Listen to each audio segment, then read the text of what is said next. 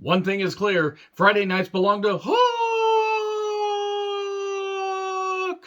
I'm John Renton with my review of AEW Rampage. I always have to pause a little bit because sometimes saying Hook gets a little bit exhausting. But anyway, let me know your thoughts on this show in the comments, please. I do apologize for this review being up a little bit later.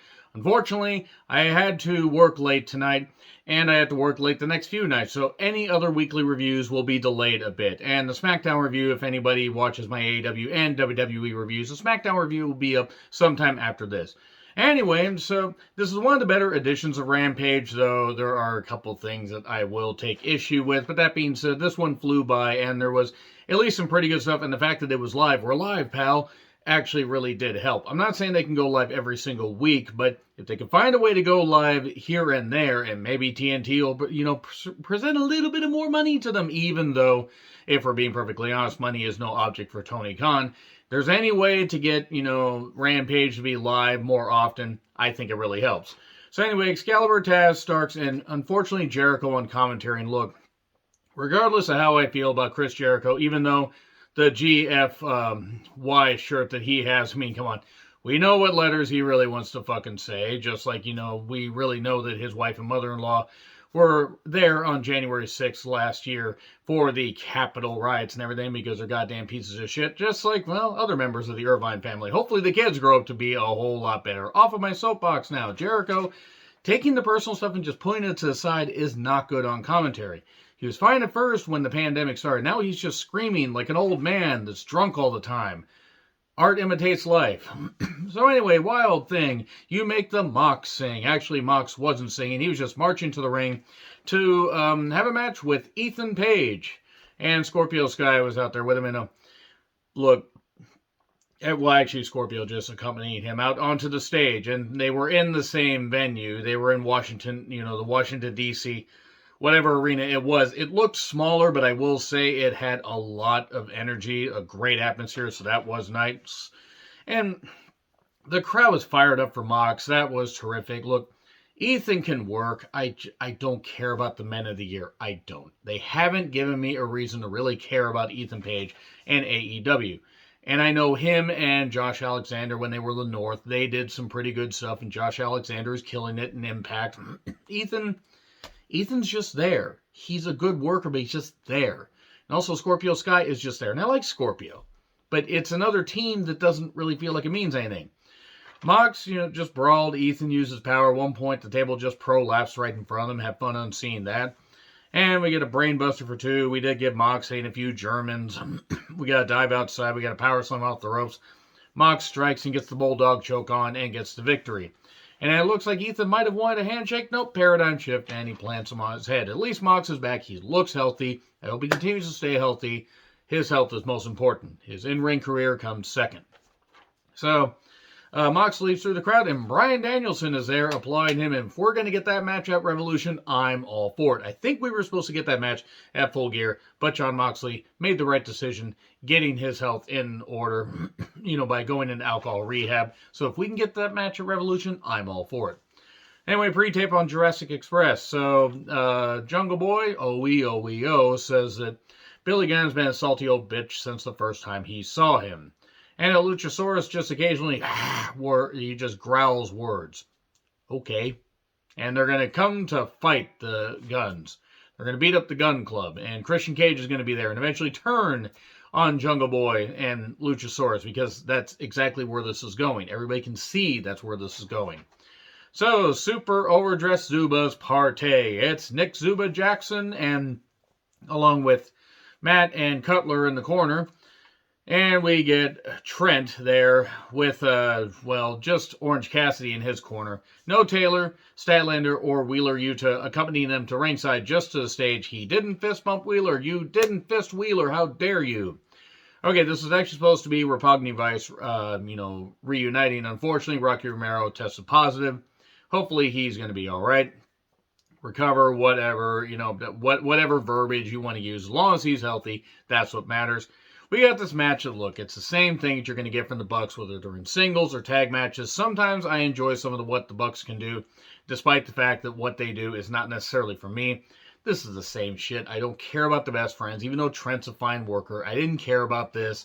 It was just moves, da-da-da, comedy with, the flunkies outside.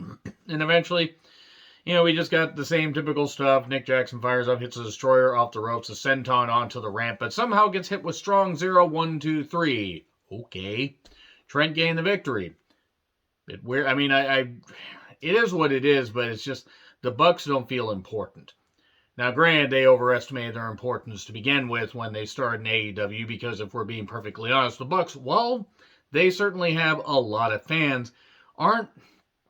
They just aren't for everybody, and they definitely aren't for me. I mean, and even though, again, I've appreciated some of the stuff that they've done, it just has not, this match wasn't for me. It was just the same typical stuff. We then get a pre-tape with Mercedes Martinez and Thunder Rosa. They're really trying to build this. I like that build undercard feud, and Mercedes can work. Thunder Rosa's tremendous.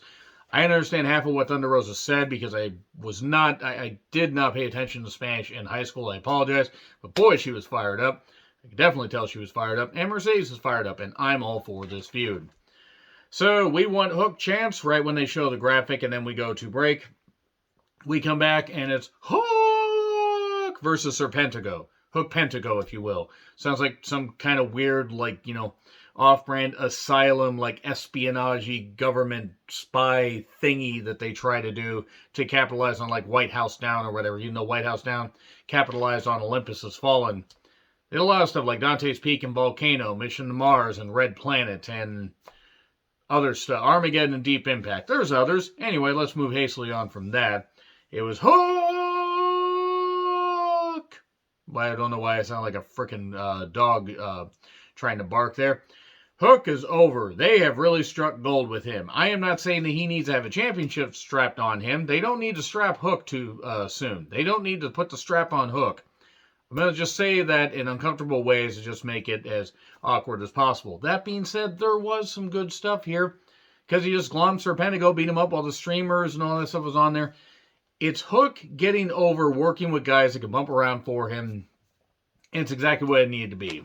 He tossed him, Hook is going to kill you, chance. Fuck him up, Hook, fuck him up. And he gets the red rum, standing red rum, and just hooks it on. And Starks is putting him over and everything. And that was really good. And then as Hook is there, we get QT, the most uninteresting guy on the AEW roster, not named Matt Hardy or the Young Bucks. And he's there. And then he's like, don't turn away when I'm talking to you. And then Hook tosses him and then steps on him. Hook. Okay, I'm done. I'm done till next week or whenever Hook shows up again. So we get a rundown of Dynamite Beach Break. We get CM Punk and Britt Baker going to speak. We get the lights out match between Adam Cole, baby, and Orange Cassidy. Whoopee. And we also get the unification match of the interim TNT champion, Sammy Guevara, and the TNT champion, Cody Rhodes. All that history that they had going back to, Christmas when they did that. Whatever. Maybe Cody can, maybe Brandy won't get involved in this. Watch them have Ty Conte and Brandy get involved just because, fuck it. They do that. I mean, they might as well just throw in the goddamn towel because Cody is not going to get cheered. Anna Jay with John Silver against, Jade with Smart Mark Sterling. That is TBS Championship. I'm going to be honest, guys. I like Anna Jay. Jade has a good look. Jade should not be champion. She is 25-0. Yeah, and any match that has gone more than 3 minutes has exposed the fact that while she tries, it's not working.